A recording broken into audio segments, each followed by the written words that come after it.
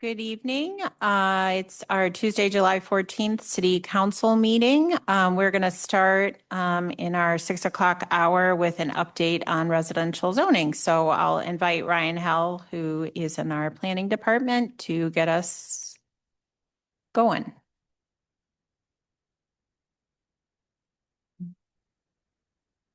Ryan, are you looking? I might be able to do it.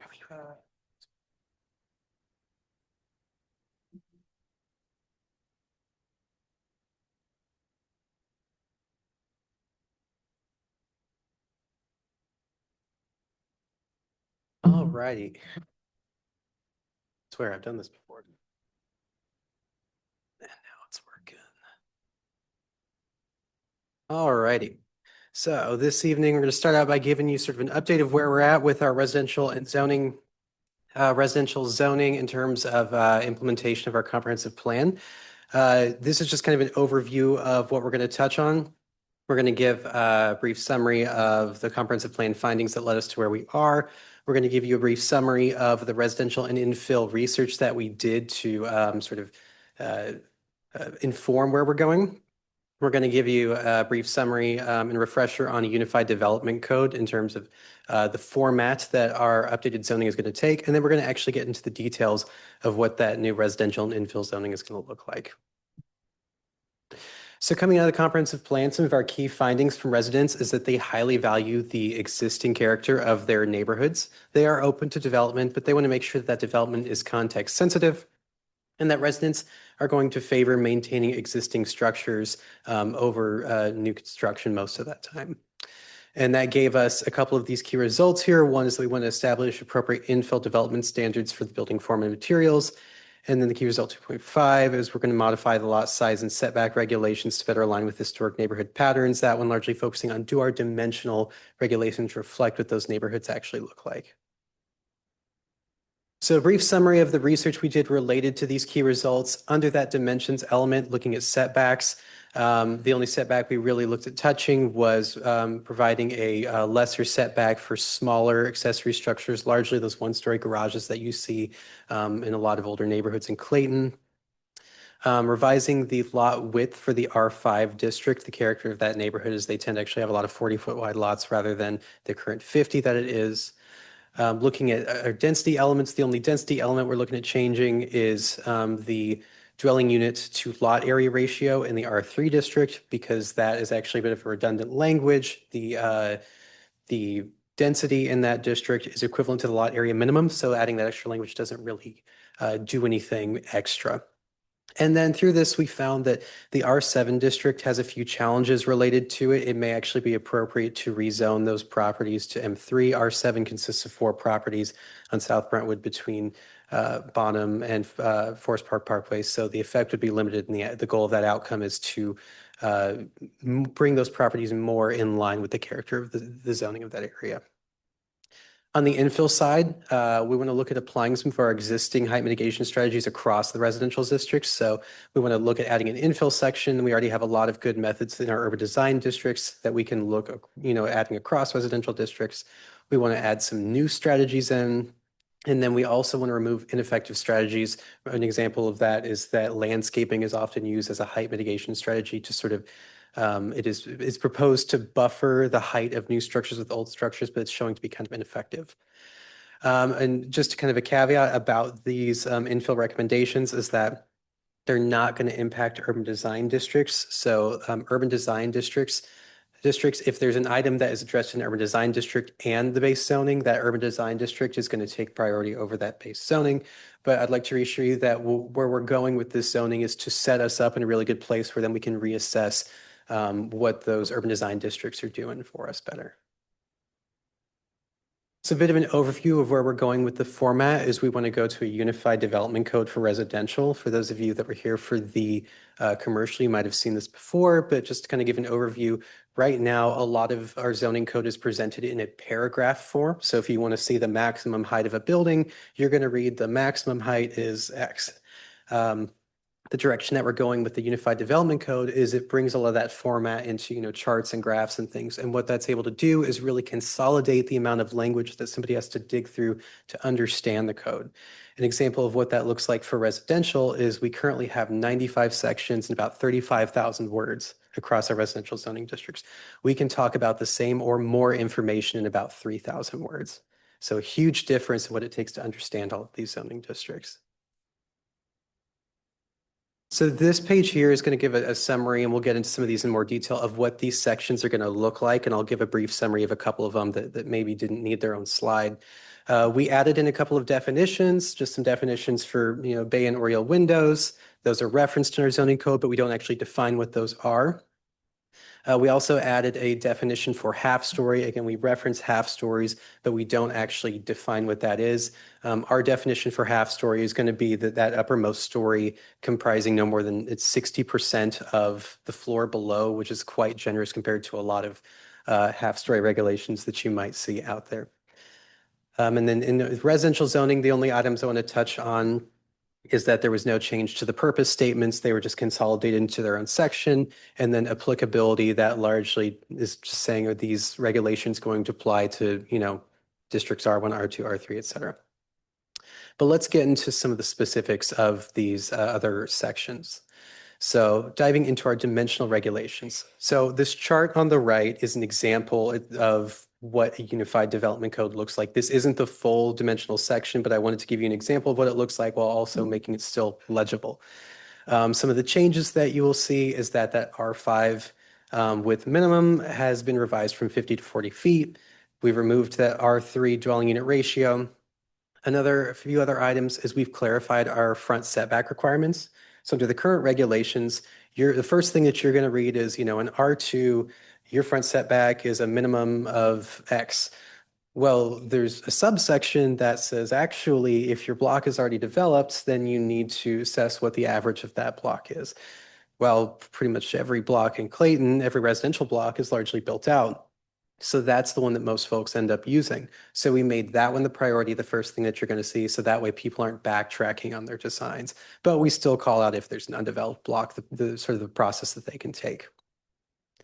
We also clarified some items related to front yard fencing. So right now our zoning language is not the friendliest to navigating front yard fencing, but the Architecture Review Board and staff have sort of been generous with how folks are able to navigate that. Largely, this is going to largely affect a lot of side yards and things where folks are going to run into those second front yards that maybe usually have fencing or something in that area.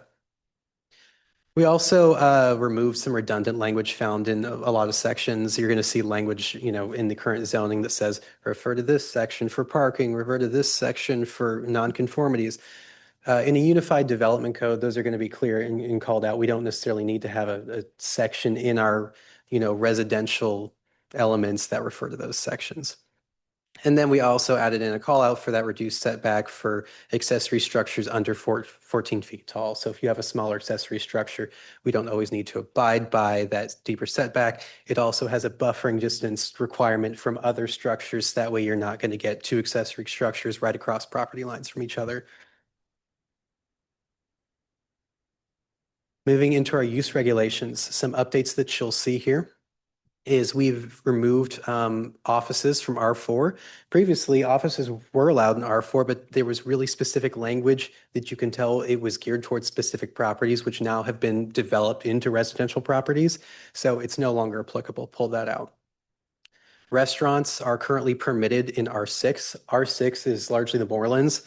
Any of the restaurants that you find there, Wydown and Hanley, those are already in a mixed-use non-residential district. So there weren't any restaurants that were being, served by being in, there were any restaurants in R6 that were served by having that in the regulations. Another element to change is that we are proposing reducing the distance that parking lots can go into residential zoning. So right now, if there's a residential parcel that's within 500 feet of a mixed-use commercial parcel, they can put a parking lot there. That is quite generous. For example, over on Clayton Road, you're talking about allowing parking lots all the way, 2 blocks into San Benito, which is almost the entirety of High Point. we felt that maybe that wasn't the most appropriate distance, so we reduced it to 200 feet, which is still really generous for allowing parking lots adjacent to those commercial uses. And then we reorganized some language around schools, pre-K, university uses in the R1 district. So right now, if you look in the R1 use table, those uses are not permitted. However, there is language sort of in a subsection that says actually you can have those in there in these very specific locations. Those are contradictory. We don't want to have those elements contradicting each other.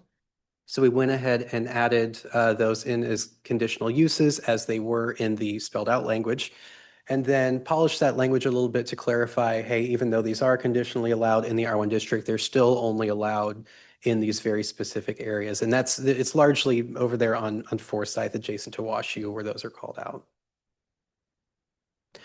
All right, let's jump over to those infill sections, which we're going to get into all new territory here. So purpose statement, largely the purpose of this is that we want to make sure that we're having, good responsible infill in these residential neighborhoods that's compatible with the surrounding area. These are going to be applicable to our R1, R2, and R3 districts. For those of you who are here for some of our previous presentations, I want to call back to what the massing character was in different zoning districts. The R1, R2, and R3 districts is where you get a lot of your two-story, a lot of your single family, and they have, generally have very specific massing of properties where infill is very sensitive. Once you get to your R4, R5, R6, where you have a variety of structures, a lot of multifamily, it's pretty common to have a really wide spread of the size of structures. So infill is less sensitive in those areas. Not to say that it's not important, but we want to make sure that these regulations are, appropriate for any of the districts that we say that they're applicable to. We've also added in an alternative compliance section. This is pulled from our urban design districts because a lot of this language is reflective of our urban design districts. We want people to follow these guidelines, but if somebody has a creative idea that the Planning Commission and Architecture Review Board finds to be appropriate, we want to make sure that there's a path for them to explore. In terms of the height, scale, and massing, we're pulling a lot of language from our urban design districts, into this because that language is already very effective. We're removing plantings as a height mitigation tool. And then a big one is where there's an element in the urban design districts where you can get an extra like 5 feet in height on your structure for only 1 foot of setback. We got clear feedback that that's probably not an appropriate ratio. So that's been revised to a 1-to-1 ratio. If you give a 1 foot additional setback from what you're required, you can go up another foot. So it's a little bit more proportional. We're also looking at adding the finished floor height. So that's that first floor. How much higher is your front door going to look compared to your adjacent neighbors? And what we're saying that needs to be within 1 foot of the average of the two adjacent properties.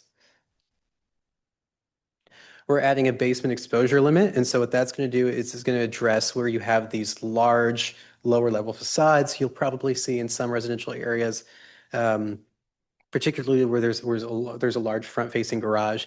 They'll say, hey, the maximum height in this area is 2 stories, but then there'll be so much of the basement exposed it looks like a 3-story structure. We want to address that in terms of the height and presentation. So if more than 50% of that street facing facade on the lowest level is exposed, that's counted as a story in terms of your height calculation. Dormers, we currently don't address dormers in our regulations, but there's been some examples of dormers that were very, very generous in terms of does this count as a floor or not? And so we're saying here is 50% of the facade is an appropriate maximum. Garage width and location, there's a lot of good language in the urban design districts about the garage width and location. A lot of garages in Clayton, except for specific areas, tend to be rear entry, or they tend to be accessory structures. And so we're pulling that in and saying, hey, this is what we want to prioritize here. We're not pulling in the relationship with lot coverage, as that's not going to be appropriate in all of our residential districts, but we still have a lot of the other really good language about the placement of garages. Then architectural detailing, good language there from the urban design districts. And what it's doing is it's promoting some of those traditional forms and styles that you already see in Clayton. This has kind of been in an unwritten rule that new structures in Clayton are best in character whenever they are blending in and complementing the surrounding area. We don't necessarily need every new construction to be the shining star on the block that everybody's always going to see. It doesn't need to be a brand new modern structure. This has been kind of an unwritten rule, but now the Architecture Review Board is going to have a little bit more of something to lean on in terms of upholding that. All righty. Any questions on those items? I have some. Okay, I have a real short one. It's all great work. One thing I wonder about when you talked about the side yard fencing, and this is because we experienced it, and you start seeing how it does stop the open green neighborhoods when people block off more and more and become more, individualized houses versus a neighborhood. How do you see that playing out? And So this doesn't actually, the revised regulations would not actually change the process. Right now in our current regulations, it technically doesn't allow any sort of modification of those front yard fencing requirements. What this is doing is it's cleaning up and aligning with the process that folks have already been doing. So if somebody has that secondary front yard, that what they consider their side yard, but maybe it's facing a street, now we actually have the appropriate language in place to say, come to the Architecture Review Boards. That way they can take a look at this. thanks. Yeah, thanks. I want to understand the reduction of the setback for one-story garages and accessory structures to 1 foot. And does that mean that a garage can be 1 foot from the property line on the side or the back? So there's a lot of existing garages. They're older garages that are, a lot of them are actually like right on the property line, but we felt a little bit of setback was appropriate. So right now, in a lot of places, accessory structures can go up to, 20 feet. Maybe in some urban design districts, it's a lower at 16 feet. So we wanted to take something even lower at about 14 feet. And okay, if you've got maybe a smaller structure that's going to be less imposing on the neighbors, something that, you can't put a half story or a second story on top of, then it's maybe more appropriate to have that closer to the property line. Because what we see nowadays is that a lot of folks come to us and they say, hey, I've got my older garage, I want to redo it. And we have to tell them, okay, unfortunately, you can't rebuild it in its same conditions. You need to move it into your property, 5 feet from the rear and the back. On some of those smaller lots, that can be that can take up a decent chunk of the yard space, and it also can make it a lot more difficult for the property owner to maybe accommodate the garage on that site. Okay. And so this doesn't impact where folks like have to look out for right-of-way things like power lines and stuff like that? Or does that come into play with, like, how would that, like, I have power lines on my property line. So if I wanted to build my garage right underneath that, would I be allowed to do that? Or would the presence of the utility easement, presumably whatever that is? That is a risk that a property owner takes. So there's likely a utility easement on that property. There are some things that folks can build in their utility easements, but say you built a garage in that and the utility company wanted to do some work, they could knock down your garage. and do what they Okay, need. but we wouldn't prevent that development. No, we or would the- not. Yeah, okay. I am really interested. Well, let me go with my other garage thing.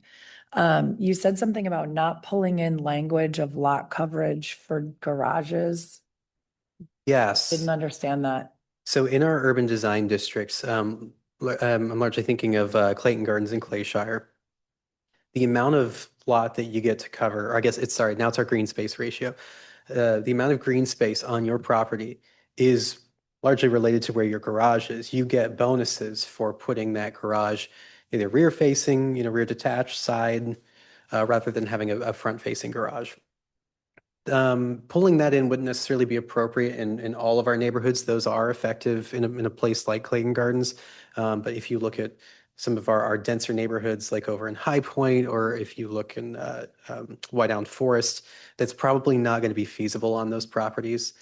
We can still have language in there that promotes certain things that we can review against the character of the surrounding area, but we don't, it probably isn't feasible to tie it directly to lot coverage. So I think what you're saying is there's in the some urban design districts have something that says if you put your garage where we want you to, like in the back, then we will allow you to cover more of your lot. Correct. Okay, and you're not propagating that in this. Correct. We're encouraging those rear entry and rear detached garages, Okay, but we're not, tying it to a lot coverage element. great. And then my last question, well, really a request. I'm glad we're on this slide. I would really love to see a line filled in here, like there's a blank. I know this isn't the real document. Mhm. But that says, maximum lot area for some of our, zoning districts. So this gets at like what we've been talking about where people are consolidating, like lots and building houses that are out of scale with the character of the neighborhood, or that particular zoning district. And so I'd really like to understand like whether this would be the place to consider something like that, or if not, where would be, what would be the available mechanisms?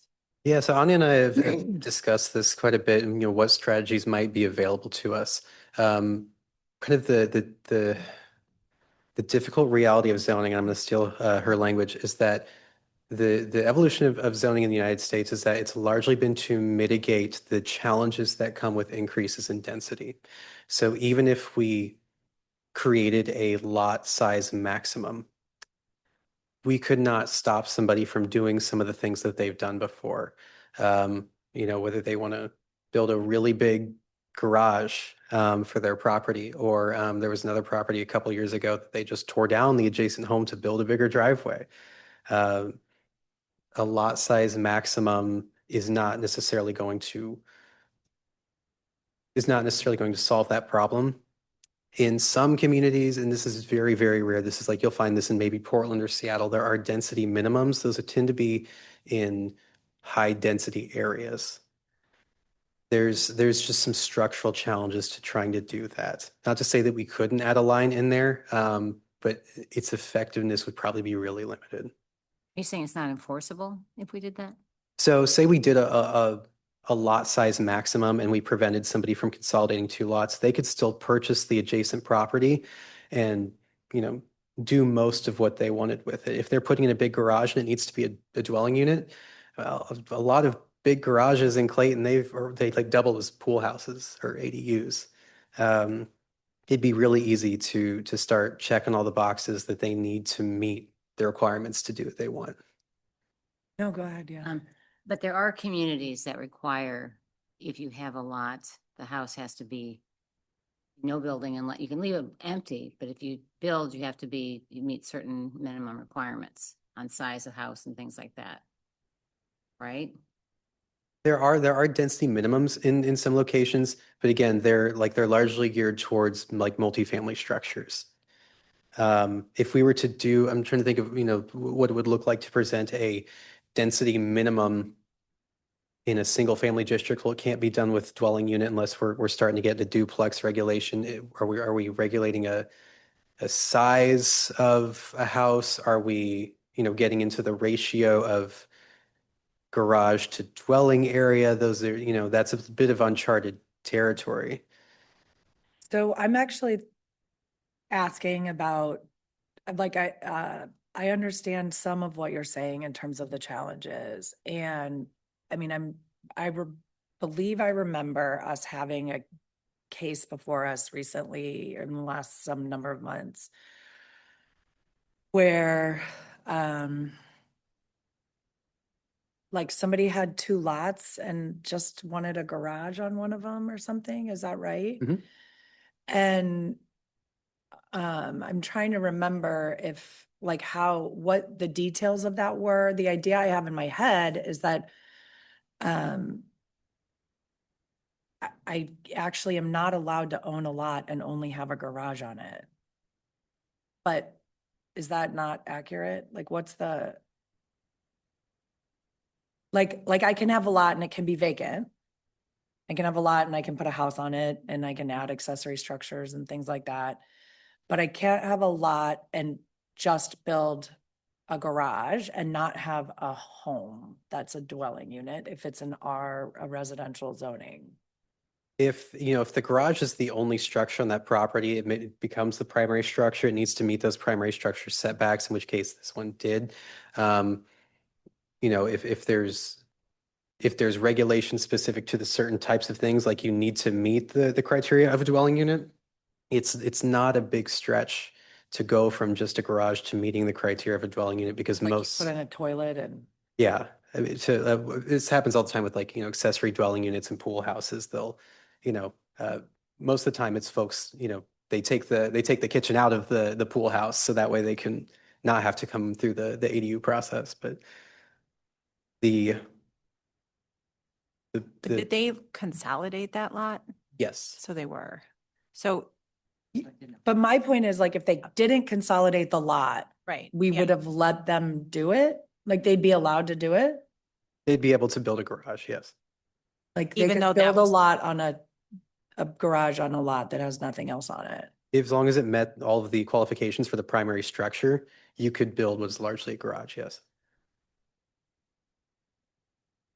I just think this is really, I understand what you're saying in terms of challenges. Like, I don't, and it feels like a very real issue in our community. And I'm actually not worried about density and multifamily, because I think there's, like, my sense is there's different incentive structures there. Like, once something is multifamily, but I just worry that our single family neighborhoods are gonna turn into, like, instead of having 100 single family houses, there's 60 and then 50 and then how many? And we have so little population and so little inventory of property and stuff like that. So So Becky, is your concern if you consolidate two lots, you're just going to build a big, like one big house over both of them, and then that would not fit the character of the neighborhood? Or is it just having like the accessory? no, it's more like, it is kind of more related to density, I think, like the idea of, like, my neighborhood is, and I would like it to continue to be mostly 50 and 60 lot with 50 with lots. There's a handful that are 100, right? But they're quite limited.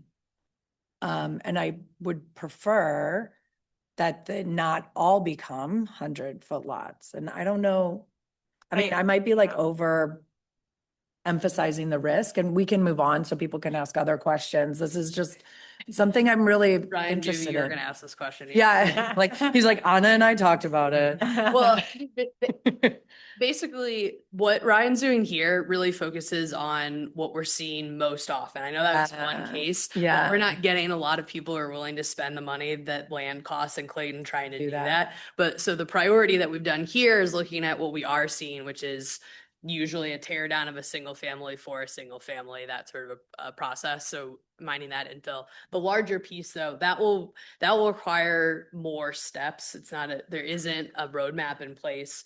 Like, for instance, right now we allow accessory structures that are not used for the operation of business to be permitted in resident. So we would have to address the uses that we would allow. We'd have to address the lot sizes. And then the big piece is that if somebody is willing to spend a certain amount of money, they're probably going to figure out the way to do it. That's kind of what happened up there. So I think that's a bigger piece that requires a much more specific, in-depth review to solve than what is here. So if you're all right with it, we'll make that a next project.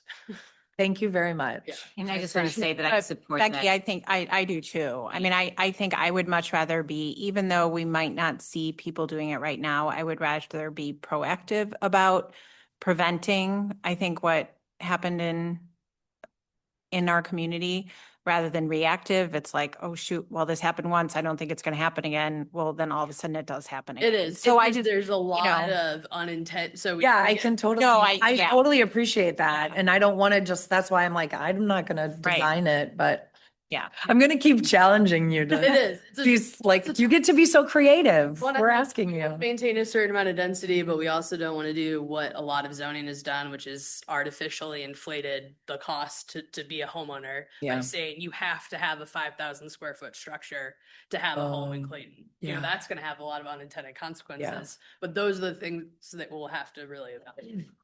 No. Thank you very much. Sort of remembering the situation that was described, and I may be conflating things. My recollection was that the homeowner who already had built a big house on one lot wanted to solve their sort of garage driveway situation, didn't think they could do so adequately, so had the funds to buy the property next door, which the unfortunate part was the loss of the building next door. And then that was demoed, and then that was the sort of solution.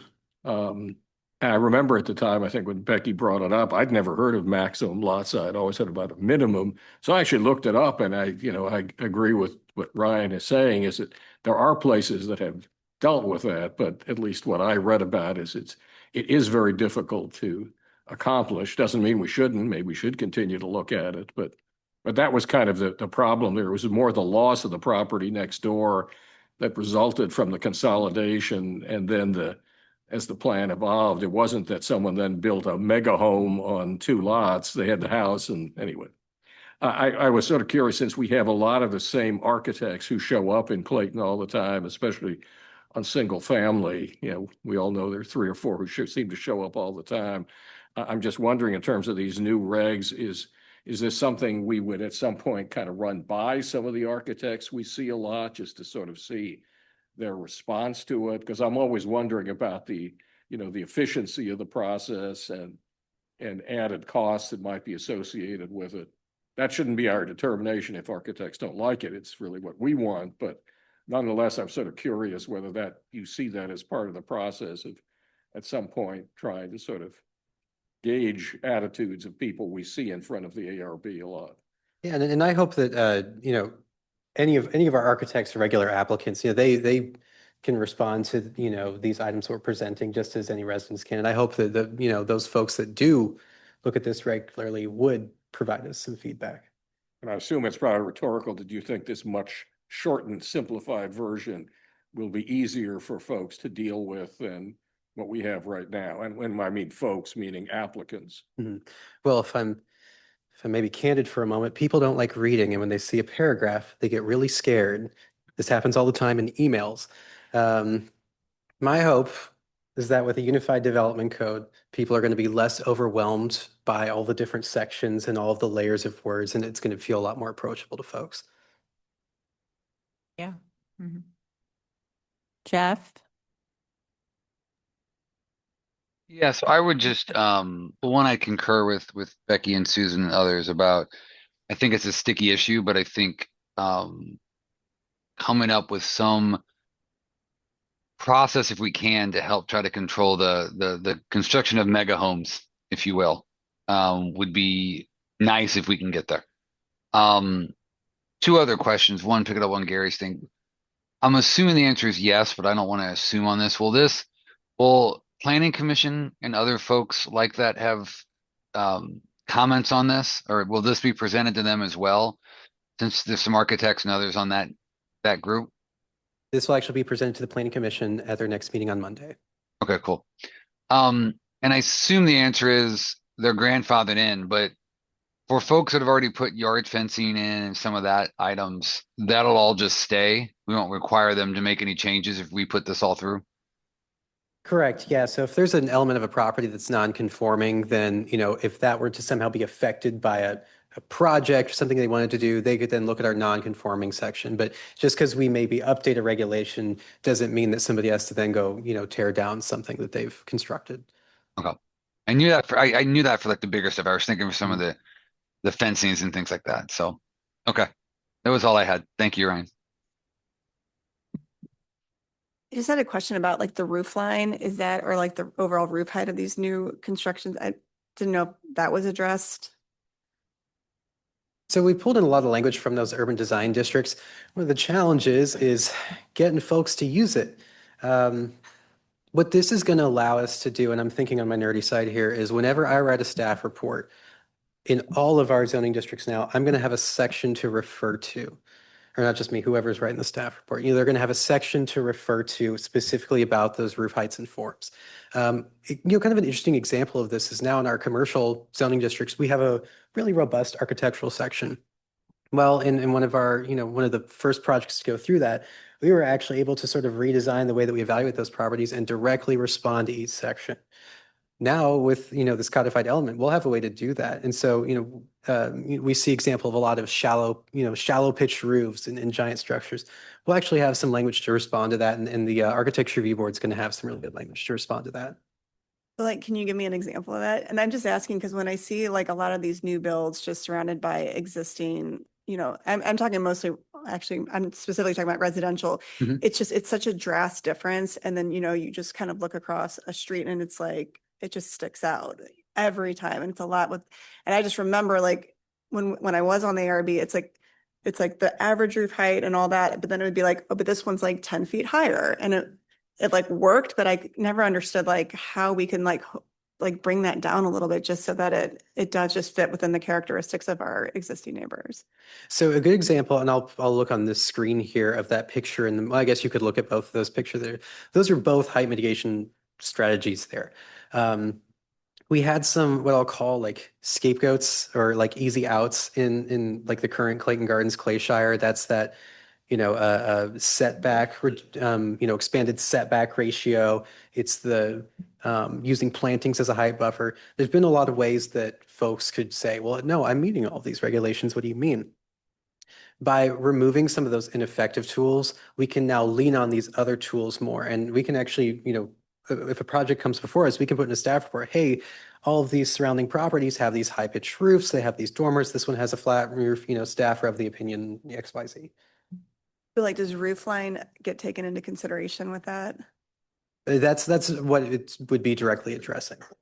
Okay. We don't have a specific regulation to say your roof pitch has to be, X, or, your roof height has to be within a certain element. But I think the combination of some of these form guidelines and, I think the finished floor height is going to do a really good job of addressing a lot of this sort of in a roundabout way. Yeah, I just think that's like, again, when you like look at a finished product, to me, that's like the most drastic thing that people see, even when you're like walking down a street with the height of the street and all that just takes, is just really important visually. Yeah. So thank you for addressing that. Kami, I'm sorry, Betsy, but like, so that would kind of be, so in the circumstances where perhaps ARB before has kind of leaned on the idea that, well, this really looks a lot different than the rest of the street. So this is where there would actually be, I guess, some information in our code that you as staff can kind of lean on to be like, these are some of the roof lines throughout the street, like the, roof lines or pitches of the roof, all the things you said. And that's where there would be some information that you could lean on to say that this really looks significantly different, based on, even though I think a lot of our neighborhoods, there's homes that look very different from one another, but, there are common elements of homes throughout. This would be where ARB would have that ability to be like, this is kind of what staff is talking about. This is what, is that kind of what we're trying to get at, I guess? Yeah. So right now, in most of our residential areas, ARB only they've been leaning on this idea of it, it feels too tall, but that's really, really hard for an applicant to navigate. And even as we kind of talked about in those urban design districts, they can kind of, find their way sort of a roundabout way to meet some of the height mitigation strategies. This is really going to narrow the scope, and it's going to expand where that review scope is sort of applicable. So that way now we're sort of forced to review against these certain elements here. And the ARB doesn't have to just say, oh, it feels a little bit too tall, but we can actually say, oh, well, in our infill guidelines, it says we want to reflect the character of the area, and, your roof pitch is too shallow and there's no dormers. It doesn't fit in the character of the area. That's something they can really lean on. Okay.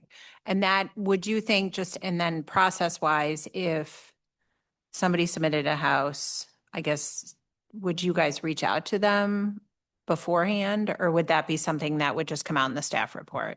Yeah. So kind of the way our process goes is somebody will submit, their design for a house, and then we give them feedback. And we talk about a lot of the more ambiguous points, especially a good example is anytime we've had some of the more modern designs proposed, I always respond to say like, hey, at the end of the day, I want you to pursue whatever you want to pursue. Just know that this has not typically been successful because, folks spend $30,000 on architectural plans. You might want to address this. A lot of times they do take the feedback seriously, and sometimes they choose to, pursue their dream and Yeah. see Okay. how it works out. And then you just have to decide, I guess A or B has to decide, depending on the presentation, whether they, want to go forward. Right, so just to clarify, so there won't be any like numbers associated with the roof line. It'll just be architectural characteristics to help mitigate high or tall roof lines and things like that. So Mhm. Yeah, because there's these neighborhoods are so dynamic and different. What I don't want to do is dive too far into placing a number on everything. I don't want to be so reactionary in a recommendation that I kind of, pin us in a corner. I think that there's a lot of good elements out there, such as, our new green space ratios, these infill regulations that are going to change the feel of the way these new houses look. Now we need to see first. You can't promise the world, but there's a lot of different small strategies that have come together that are going to kind of shape future houses a little bit different. thanks. My only question was about parking lots, and I think it was distance from the structure, and you used the example of Clayton Road and Hillcrest. Can you walk me through that again? Because I don't think I really understood what the change is. Yeah, so in the where was that regulation? This one. Okay. So basically right now in some areas, there's a distance that is permitted where you're allowed to have a parking lot within a certain distance of a mixed use zone property, a commercially zoned property. That allowed distance is 500 feet. That's pretty far. That's a few blocks. So that's like if I'm building a mixed use property, my parking lot can go 500 It doesn't away from up to. It doesn't even have to be related. So I'm inferring a little bit here, but my inference is that the intent of that section was to say, there might be some areas where we have these, commercial uses and they might need a little bit more parking. In the time that I've been here, the only time I've seen it used is for a property owner that tore down a multifamily structure in High Points to just leave it as a parking lot. There was no associated commercial use. There's probably a benefit to having a regulation like that in there, so that way, if commercial use needs to, figure out parking a little bit, but we don't want it to be so wide that, 2 blocks, they're not going to put a parking lot 2 blocks away, per se. Okay, thank you. Can I just, because now that you said that, I wanted to make sure. I've imagined that we allowed lots to be away. So that, for example, if I'm like the old Katie's Pizza and you say I need to have 10 parking spots and there's not room for 10 parking spots on my lot, I can contract with Armbruster to have 10 parking spots and meet that requirement that way. Is that the intent of this provision? Or The way that the section is currently written, it just says that parking lots are conditionally permitted so long as you are within a distance of a mixed use zone property. It doesn't have any relation. they're not related to each other? No, they are not related. It just says you can Okay. do it. Okay. So that's why you brought up the example of like someone just turning their residential lot into a parking lot. Mhm. Okay. That's so interesting. Okay. Yeah. Can I ask, as long as we're on this slide, you talked about reorganized languages regarding, among other things, university uses in the R1 district. And I was thinking, does that at all relate to Washington U, Concordia, where something like this might occur in the future? Because as I recall, the university's basic intended use of the Concordia site was a permitted use, maybe it was conditional, whatever it was, that wasn't really the going to be the issue, was the extent to which we could regulate what they were going to do with it. So I'm trying to, maybe if you can sort of go over again, how would that, for example, affect Washington University use of that site or other sites in the R1 district? Yeah, so none of the main university campuses that you think of are zoned R1. There's a series of properties across from Washington University on Forsyth that are all zoned to R1. They're, big, beautiful houses are there.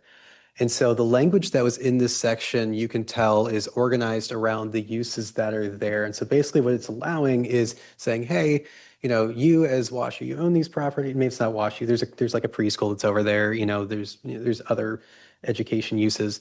But you as person can operate this use within this residential zoning district, within this what it presents as a residential structure, but you can operate this education university related use because you own it. It's very specific to those properties.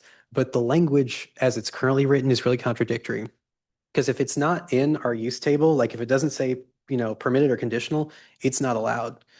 It's currently not in there, but then you go into a subsection, it says it is. So we just cleaned up that discrepancy of saying, actually, we acknowledge that this is conditionally permitted in the R1 district, and then have specific language following that says, hey, these uses that are permitted in this R1 district are limited to X, Y, and Z. So it's a cleanup, not really a substantive Correct. change. And the existing universities and such are R2, not R1. Yeah, so like I sometimes forget.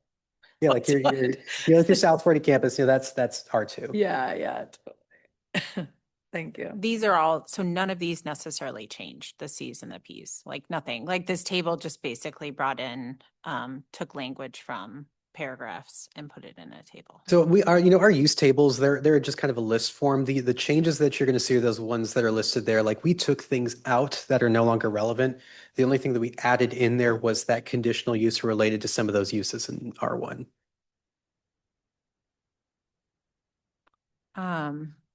Wait, no more. I just had, you said at the beginning, Ryan, about, Anna, is there more though?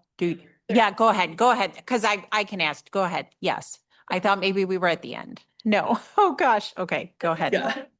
Yeah. Okay, so I'll go over this really quickly. I thought, yes. Okay, so Ryan just explained the Unified Development Code, which is our hard-coded regulations for residential zoning.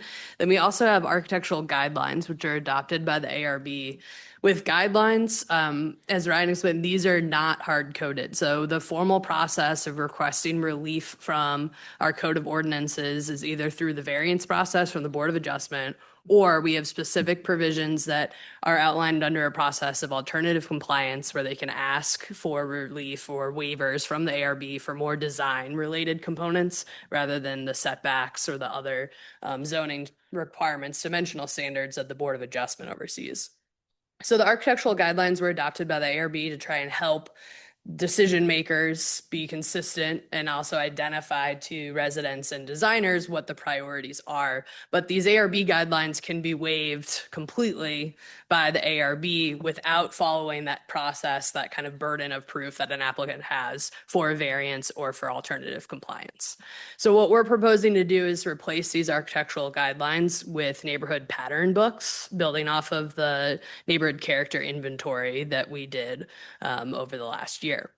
Currently, the guidelines cover all of the items listed on the right. The site features are likely to stay the same. A lot of those are the same across neighborhoods. So what kind of driveway pavement do we see? What do we think about retaining wall materials? That's pretty much consistent regardless of what residential neighborhood you're in, what the ARB feels it should be the same. But the building structure features, those are what's going to change. So what we're proposing to do is identify all of our single family and duplex neighborhoods. So there are some neighborhoods like Old Town that have higher density zoning districts, but we're focusing in on single family and duplex properties for this. And we're going to split all the neighborhoods into 4 different typologies. In this pattern book, each typology will cover and identify character for that type of those neighborhoods, the massing, composition, proportion pattern that we see in those types, the height, roof, dormer patterns, architectural features, where our garages and accessory structures are located and how those are designed, and then as well our primary materials. So this is all building off of that neighborhood typology. So I'm going to go through really quick, just type A is an example of how these pattern books are going to be developed. So then we don't need to go through all the details of every single one. So type A neighborhoods, those are listed below. So the neighborhoods are actually the subdivision names. So for example, we all refer to Polo as a neighborhood, but it's technically Country Club Place subdivision. So those are listed. Type A includes single family properties that are zoned R1 and R2, but they have a larger width than the typical single family zoning lot, along with other characteristics that they share. So one of the interesting pieces that we look at, and we'll go into this a little bit more, but here's a table that shows the floor area ratio of all of the type A homes by the year that they were built. So if you look at all the different neighborhoods that are listed here, over 68% of the structures that would be identified under type A were constructed prior to 1930. So that's a really significant number of properties that still exist today. And you can see that over time for type A neighborhoods, even though there have been more recent redevelopments, there is kind of a consistent cap on the floor area ratio. We'll get into that a little bit more later, but these are one of the elements that helped us kind of group neighborhoods together.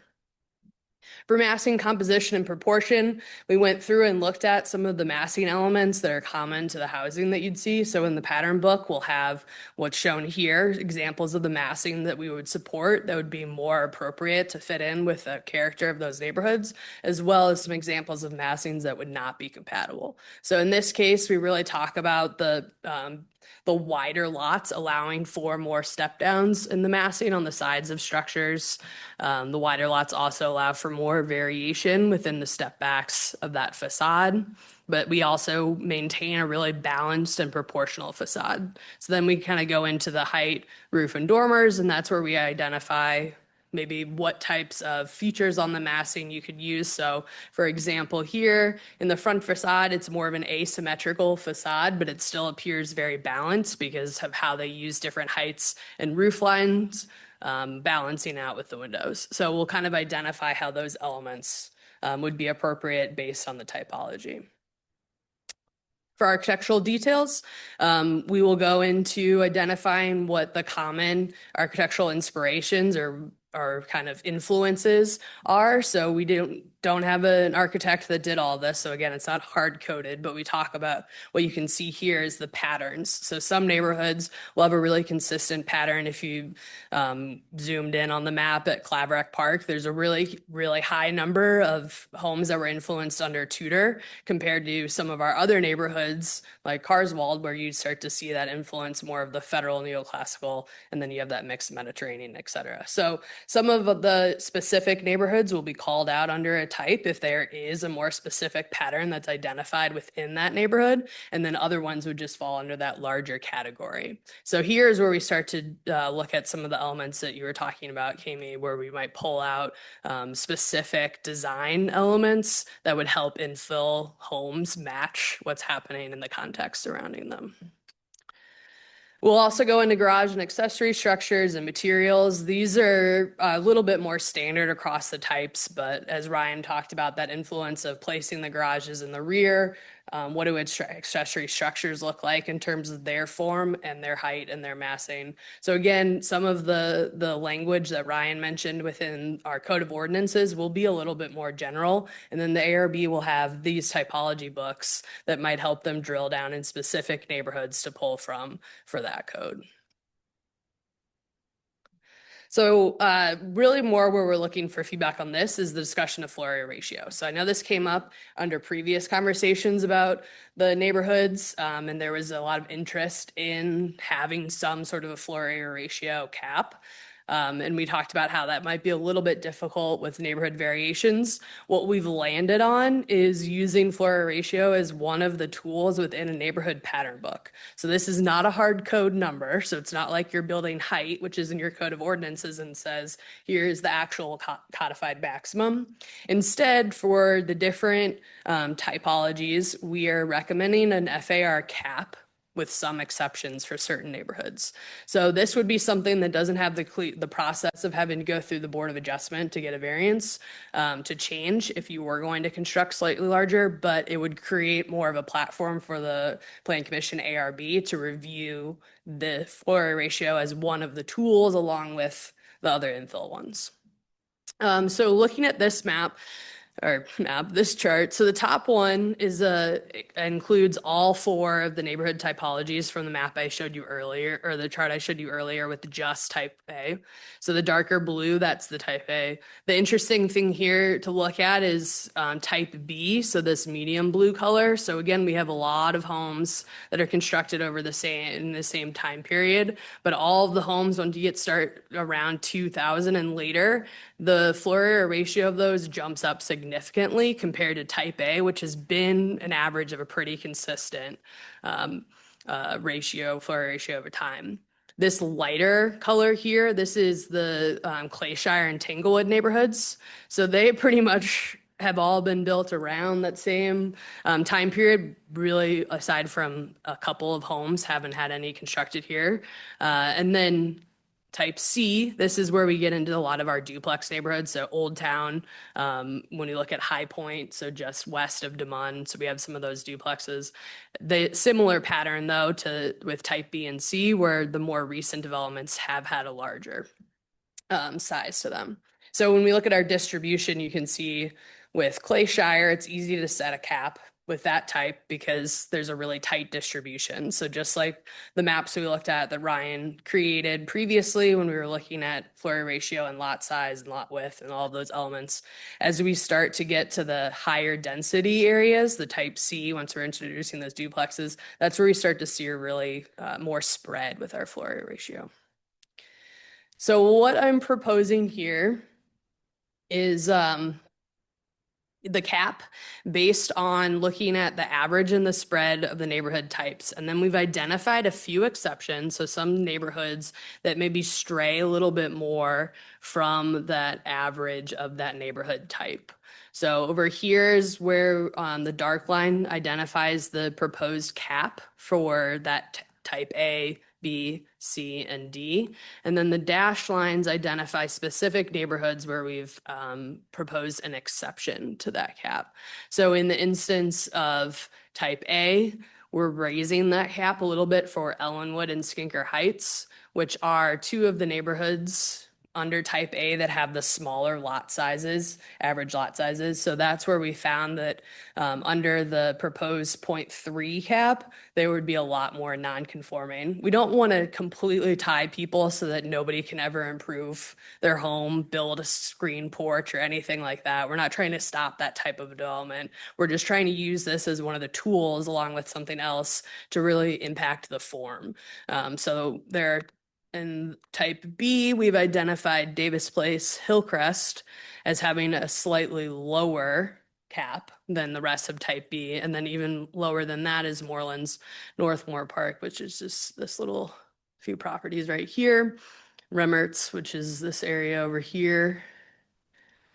And then for type C, Country Club Court, High Point is a caveat. So High Point east of Des Moines has a different, because that's where more of the single family compared to west of Des Moines, which is where we see that mixture of duplexes and single families. So we provide that exception for west of Des Moines. So these are the proposed caps and how we would address that. I wanted to zoom in on 2 different areas to talk about neighborhoods that you probably saw where there's a lot more non-compliance. So the dark parcels are existing homes that would exceed the proposed FLORA ratio cap. If we zoom in on Clayton Gardens and Clayton Gardens Addition, 48% of the existing lots would actually exceed the 0.5 cap that we've proposed. When you look at that though, the red outline parcels are all parcels that contain homes that have been constructed after 2000. So 81% of our non-compliant homes are those constructed after 2000. One of the most common things that we hear in Clayton Gardens is that the new houses are too big. So clearly, the homes constructed after 2000 are probably bigger than what we want to continue to allow. So in this instance, that higher number of non-conforming properties is probably appropriate because those are the ones that we're trying not to replicate. So that's where we didn't want to adjust that cap. Claverack Park, we didn't want to adjust for a little bit of a different reason. So Claverack Park is a type A neighborhood with a proposed cap of 0.3. 30% of the existing lots would exceed that cap. If we raise the cap and went up to a 0.4, there'd be a substantial number of properties that would be able to get substantially larger from where they are today. This is a neighborhood, as you can see, because of the significantly lower number of red outline parcels that has not seen a lot of tear down and rebuild. So what we wouldn't want to do is to accidentally use floor area ratio as a trigger or maybe an encouragement for somebody to be tearing down homes in Claverack. So in this instance, having a little bit of a higher percentage than we might want for a non-compliance with a proposed cap, we're almost incentivizing the maintenance and reinvestment in those homes because somebody wouldn't necessarily be able to build just as much if they tore it down. So there's kind of two reasons for having a little bit more of a higher non-compliance rate in these neighborhoods. That is the actual end of the presentation. I mean, I feel like I could just like sit with that information for an hour and Yeah. I mean, is there information? I mean, I know that you've given us a recommendation. Is there anybody on the council that I guess would be against that recommendation and like, because the next step would be for you guys to kind of go through and. Yeah, so we're going to give the same presentation as Ryan mentioned to the Plan Commission ARB, and then the next step would be to actually follow up with the red line drafts that you guys are used to of the changes. So if this seems like a good direction, we'll continue in codifying it. The one area that I did forget to mention is up in Old Town. That was a neighborhood that also has a number of properties that would be exceeding the proposed cap. One thing that Ryan and I discussed and debated here is potentially instead of modifying the cap for the Bemiston neighborhoods, would be to actually add an incentive if it's a duplex. So in this area, since that's something that you guys have talked about, that would be an incentive to developing a duplex, is that your floor area ratio would actually be higher if the property is a duplex than if it's a single family. So that was just one other piece that if that is an intriguing direction, then we will go forward with the floor area ratio. And the floor area ratio, I guess, well, does anybody have any questions? No, Specific I like the questions? idea you brought up about. The floor area ratio here that you're advocating would those be, they wouldn't be advisory, they would be like Correct. codified, I mean, they would be required. If you were going to build a new house, it wouldn't be something that we would suggest. It would be something that would be. Yeah, so right now, if a project comes before us and it does not meet the architectural guidelines that are adopted by ARB, then one, the project's not eligible for administrative approval,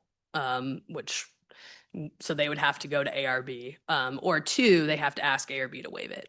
Now, for architectural guidelines, we don't have any sort of burden of proof that the applicant has other than making their case to ARB. So it's a little bit more of an open-ended process compared to something that's codified within the ordinance. So if it's an infill standard in the sections that Ryan was going over, then their process is to actually go through the formal alternative compliance request, or there could be other dimensional standards where they have to go through the Board of Adjustment. If floor area ratio, as we're proposing right now, is just part of our neighborhood pattern book, then they would still have to have that waived by the ARB, but it wouldn't be through the same formal process of alternative compliance. And the neighborhood pattern book that you keep referencing is like, what does that look like? That would be kind of these slides that we went over. It will replace our architectural guidelines that we have right now. So it's just a PDF document, but it's accepted or adopted, so to speak, by the Architecture Review Board. Would it be in our code of ordinances? Or would, I mean, Not in the same way that, so it's referenced. So basically it's support that the ARB can use. So they have their purpose statements of, the general terms of character and, meeting high quality materials, et cetera. So the neighborhood pattern book or today's architectural guidelines are what the ARB can use to support their decision making and their analysis. And staff does the same when we look at projects. So it would be part of that. It wouldn't be adopted through a text amendment process like you all adopt the code of ordinances, and then the ARB is part of the Plan Commission are the two that would then enforce it. and then how do architects look for that? Everything, it's still provided online the same way that our code of ordinances are. Okay. Mhm. Thank you, Anna, very much. All right, we have gone a little bit past our 6 o'clock discussion session, but got some really good information. Anna and Ryan, thank you so much. So we will start our 7 o'clock meeting. If the city clerk could call the roll. Councilmember Buse. Here. Councilmember Patel. Here. Councilmember Fader. Here. Councilmember York. Here. Councilmember Waldman. Here. Councilmember Malin Smith. Here. Mayor McAndrew. Here. City Manager Gibson. Assistant City Manager Burr. Here. City Attorney O'Keefe. Here. Thank you. Thank you. The first part of our meeting is an opportunity for someone to, it's called the open forum portion of our meeting, where someone is welcome to address us about a matter that's not on our agenda. I think we got one speaker card. Natalie Dowd.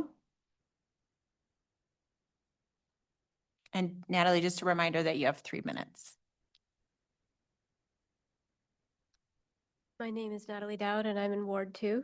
I have a list of things that are old and some new items.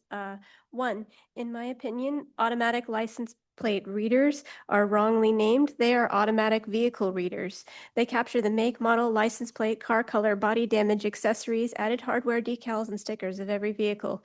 2, these systems can read the bumper stickers, although companies claim police are blocked from searching based on religion and other protected status markers.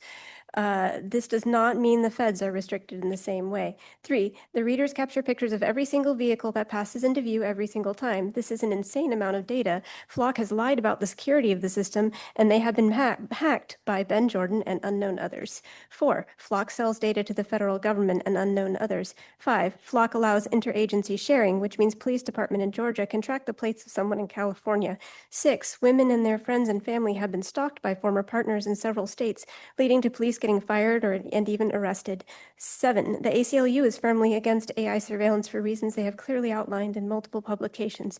8, interagency sharing is also means departments with an ICE 287G agreement can share data from areas that have no agreement. 9, Flock does data hosting for other companies' interior cameras and has been caught creeping on footage of women's exercise classes and girls' gymnastics. 10, Flock sales reps have reportedly been coaching police on how to hide how much information they can actually access with these cameras. 11, if a license plate is flagged in the Flock system, the police will be notified of that person and told to pull them over. But if they are wrongfully put into that flag system and don't have a case number, they may not be able to get the flag removed. In practice, this has resulted in an innocent individual getting pulled over all the time. 12, a woman was arrested and held for nearly 6 months, even though AI analysis was the only evidence against her. She had never once been to the state where the crime was committed. 13, Flock has an option for microphones, gunshot detectors that have a high false alarm rate, a distress alert that listens for screams and screeching tires, and they are working on having AI listen to entire crowds and differentiate the conversations to discover criminal activity. 14, surveillance companies are looking to add scanners that detect cell phone signatures, Bluetooth devices, and even dog microchips. 15, police only get still frame photos of vehicles, but Flock is talking about soon offering 15-second clips. This makes it obvious that they are just fully recording video and sending police still frames while having full video footage available for sale. 16, in one town, they canceled their contract and took down the cameras. Flock put up new cameras without consent of the city. 17, people keep getting abducted and even killed while driving because ICE knows exactly where their vehicles are. Thank you. Thank you.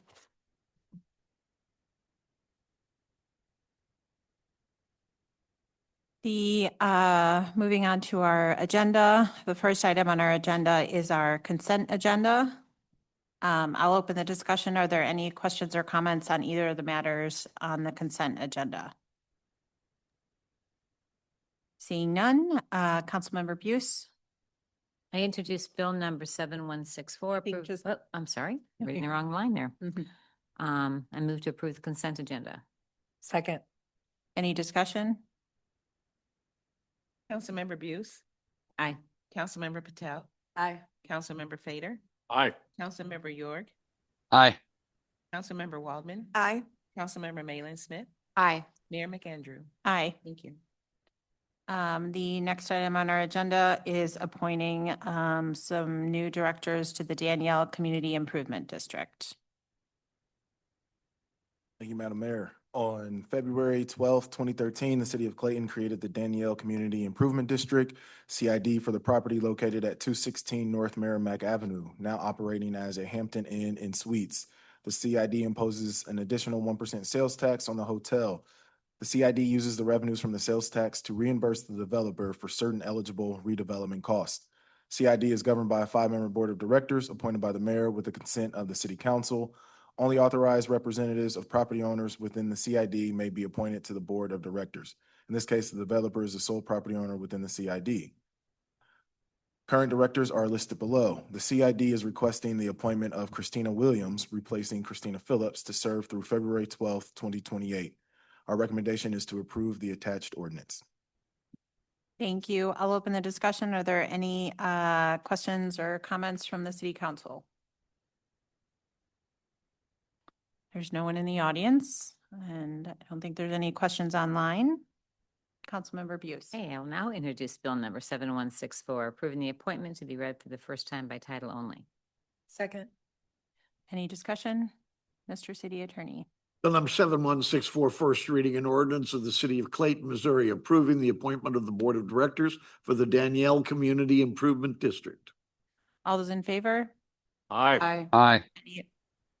Any opposed? Councilmember Buse. I move that the council give unanimous consent to consideration for adoption of bill number 7164 on the day of its introduction. Second. All those in favor? Aye.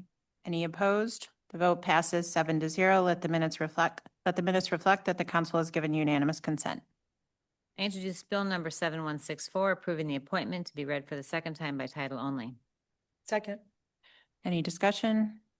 Mr. City Attorney. Bill number 7164, second reading and consideration for adoption.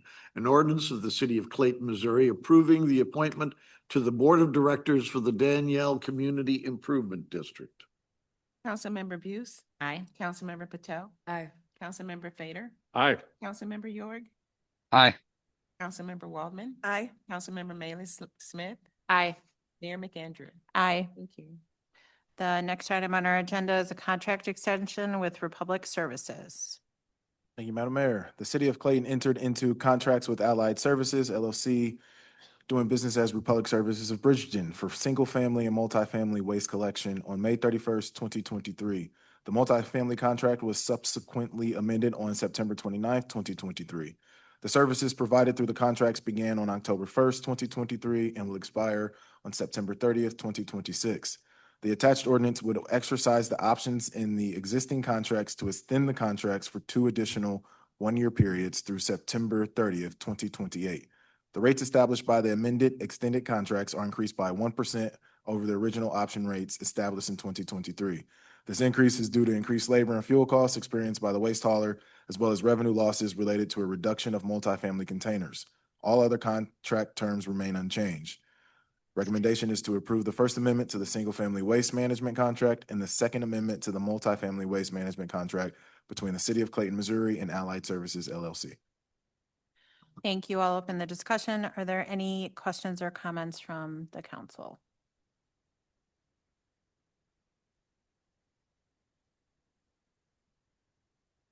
Councilmember Buse. I introduce Bill number 7165, approving the contract extension with Republic Services to be read for the first time by title only. Second. Any discussion? Mr. City Attorney. Bill number 7165, first reading, an ordinance approving amendments and extensions to waste management contracts between the city of Clayton, Missouri and Allied Services LLC, doing business as Republic Services of Bridgeton. All those in favor? Aye. Any opposed? I move that the council give unanimous consent to consideration for adoption of Bill number 7165 on the day of its introduction. Second. All those in favor? Aye. Opposed? The vote passes 7-0. Let the minutes reflect that the council has given unanimous consent. I introduce Bill number 7165, approving the contract extensions with Republic Services to be read for the second time by title only. Second. Any discussion? Mr. City Attorney. Bill number 7165, second reading and consideration for adoption, an ordinance approving amendments and extensions to waste management contracts between the city of Clayton, Missouri and Allied Services LLC, doing business as Republic Services of Bridgeton. Councilmember Buse. Aye. Councilmember Patel. Aye. Councilmember Fader. Aye. Councilmember York. Aye. Councilmember Waldman. Aye. Councilmember Malin Smith. Aye. Mayor McAndrew. Aye. Thank you. The next item on our agenda is the purchase of some new HVAC equipment. Mr. Burr. Staff recommends that the city council approve a motion authorizing the city manager to execute purchase orders with Daikin TMI Holdings, Inc. through the Omnia Cooperative Purchasing Program for the acquisition of 2 VRV HVAC systems in a total amount not to exceed $212,352. The replacement of these units was included in the adopted fiscal year 27 CIP. The reason for this request is the lead time for this equipment can be long, and we are attempting to schedule repairs for the fall of 2026 when outside temperatures are more moderate to allow for the HVAC system to be shut down during the replacements.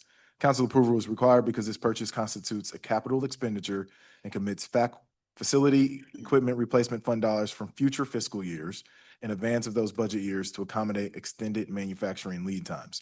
Public Works has obtained quotes from Daikin TMI Holdings utilizing Omnia Cooperative Purchasing pricing for $193,052. The proposed fiscal year 27 CIP includes $221,000 for this project. The quote from Daikin totaled to $193,052, resulting in a lower than planned cost. This request includes a 10% contingency for unforeseen expenses, since some of the scope of work is in enclosed areas. Recommendation is to approve a motion authorizing the city manager to execute purchase orders with Daikin TMI Holdings, Inc. through Omnia Cooperative Purchasing for the purchase of 2 VRV HVAC systems in an amount not to exceed $212,352. Thank you. I'll open the discussion. Are there any questions or comments from the city council?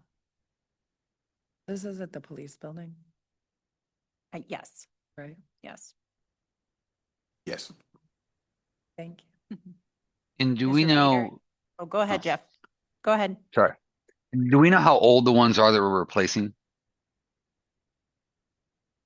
Matt's making his way up to the podium.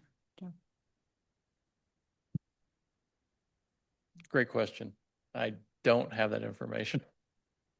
I feel like these units have been in place for a very long time whenever we did a rehab at that location, but I don't have the year. I was wanting to say early 2000s, but I'd hate to guess.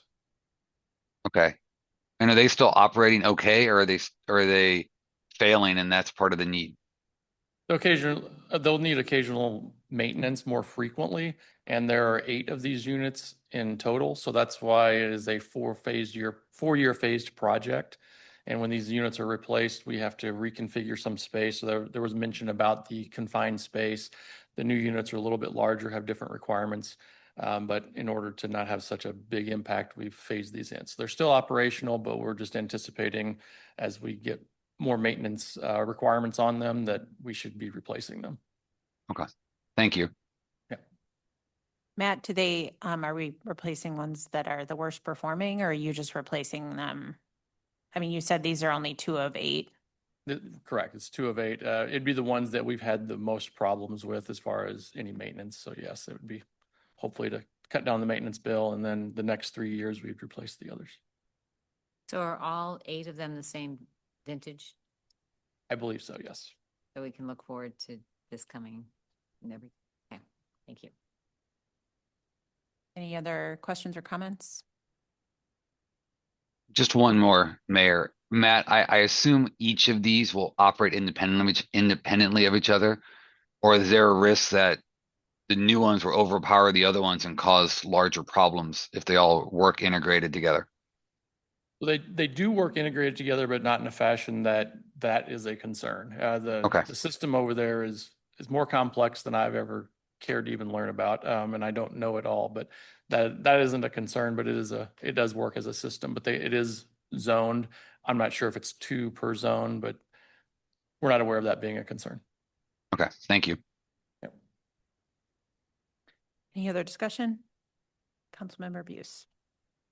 To approve authorizing the city manager to execute purchase orders for the acquisition of 2 VRV HVAC systems.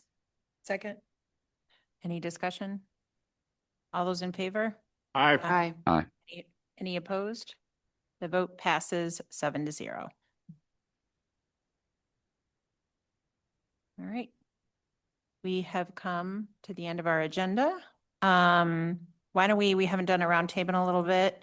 If anybody has anything they'd like to talk to us about, any committees or.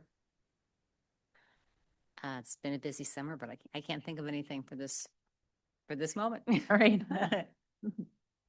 Unfortunately, the Equity Commission meeting last week was canceled due to lack of quorum, but it's a summertime affliction, I guess.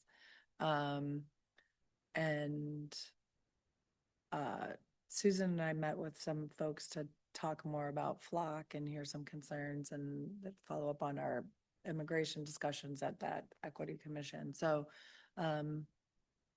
that's the primary highlights. Mr. Fader? The small business subcommittee met and generally we also reviewed with Gary some of the other work of the other subcommittees that make up the broader Economic Development Committee. And I'm very encouraged that I think we seem to have energized a lot of the efforts in this area. And so we have another meeting of the entire committee next week. So I look forward to that. And I think some good things are going to come out of that process. Mr. York, do you have any? No, I mean, Gary talked about the small business one. The Citizen Finance Committee met. David did a good job along with Karen of walking through the budget and the capital budgets, or at least starting to, right? And I think that conversation will continue. And I think it's helpful to level set with them.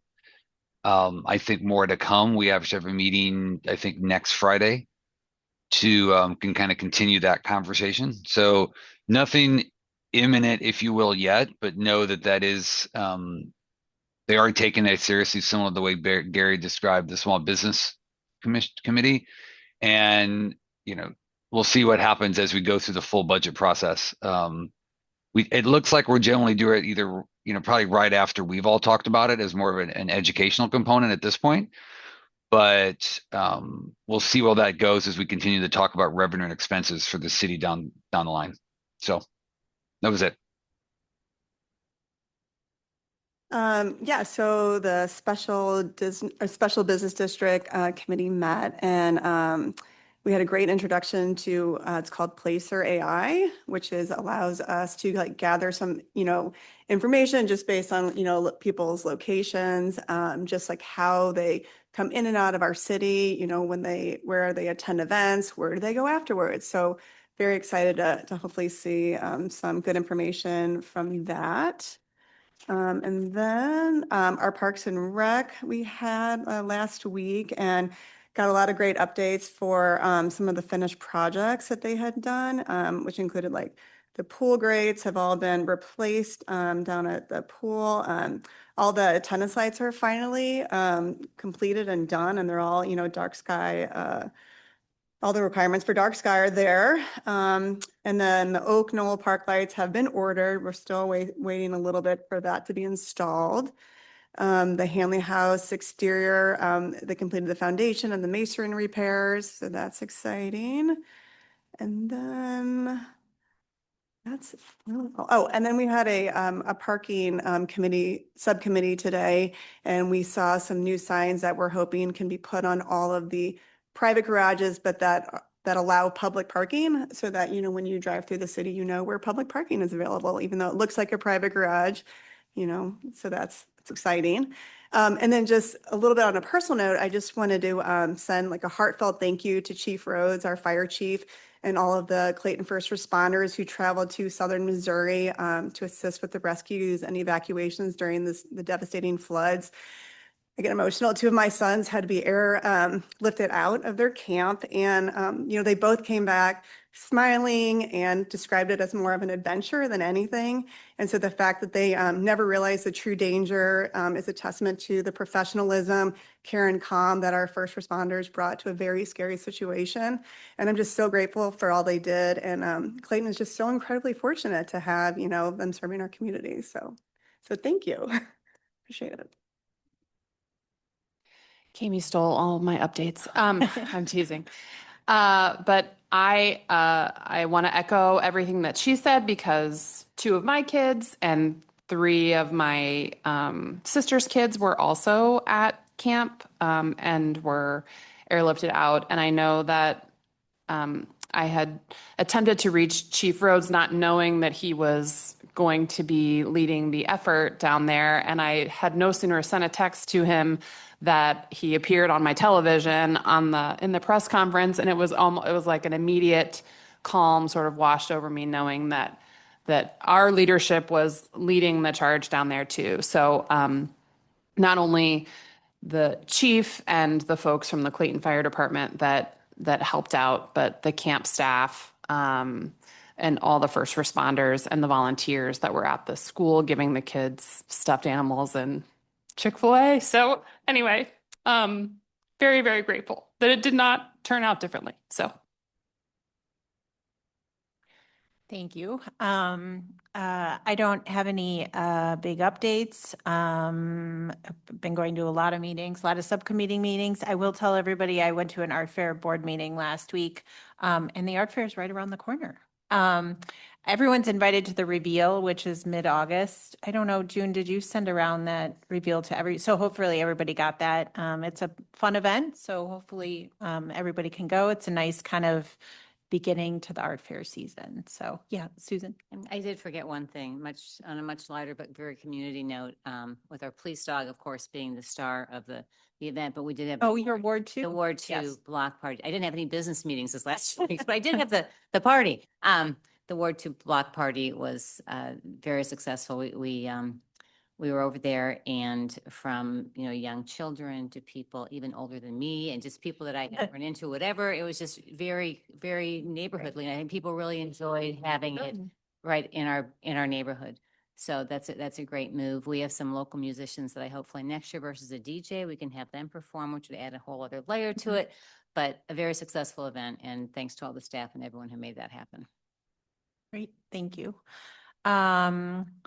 All right, so I think we are going to go into executive session. So if I could ask Councilmember Malin Smith to make a motion.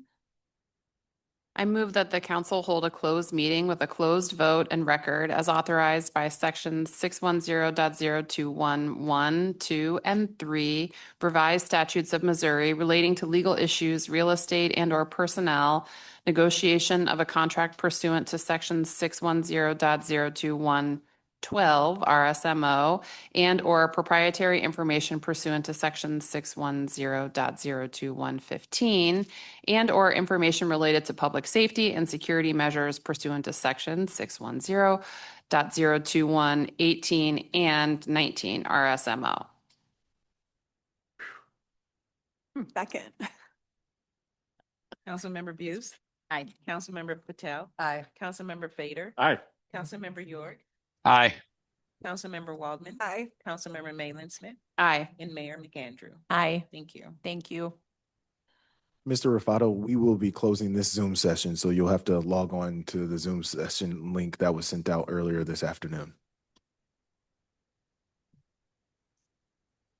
you should have gotten that Zoom link as well. So it's a separate Zoom link. Yep. Okay. I have it. I'm gonna log off now and I'll log back on.